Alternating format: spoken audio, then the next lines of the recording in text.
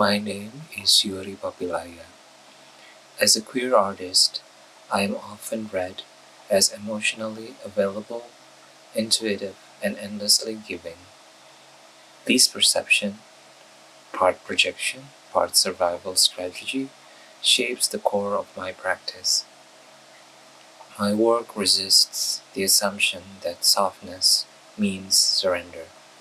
Instead, I ask, what does it mean for a queer body to remain visible, to hold its own weight, and to refuse erasure, especially in moments of crisis or prayer? My practice is rooted in performance, documentation, and the emotional traces of the body. I use vulnerability as material, my heartbeat, pain, memory, and medical history to explore what it means to exist fully without needing to perform resolution. The performances are often slow, durational, and intimate, creating space for presence rather than spectacle. I began performing not to become an artist, but to survive an emotional rupture.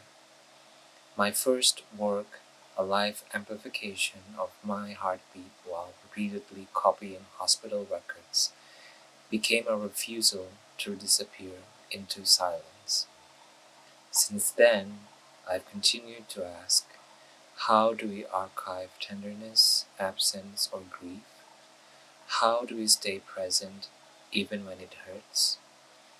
Much of my work is about staying, about the quiet insistence that we matter even when we're not easily understood. I create spaces where emotional truth can exist without justification, where fatigue, care, and contradiction are held, not fixed. I make work because I don't want to vanish. I want to leave a trace, to say, I was here, you were here, and that mattered.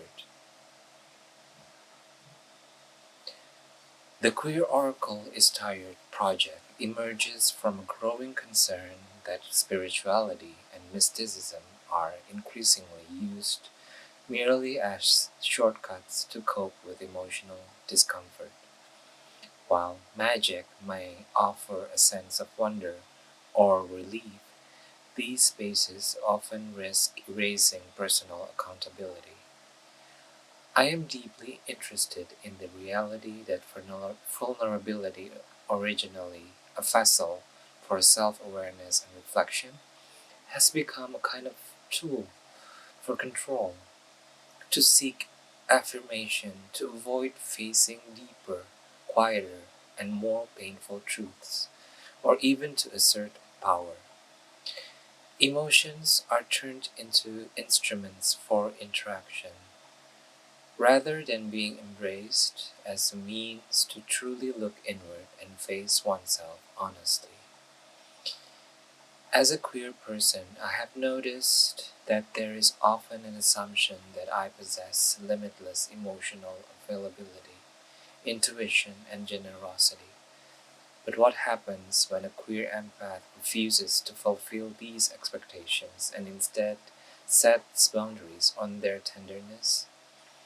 This performance series queers the emotional labor of the oracle with the hope of redefining care, presence, and availability within limits that are more sustainable and truthful.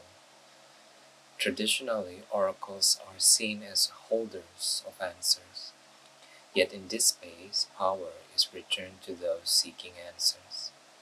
The tired oracle offers no certainty or comfort, only reflection and redirection. Visitors who come seeking clarity are instead invited to face themselves. They must remain still, witness their own patterns, and take responsibility for their emotional labor rather than escaping through mysticism.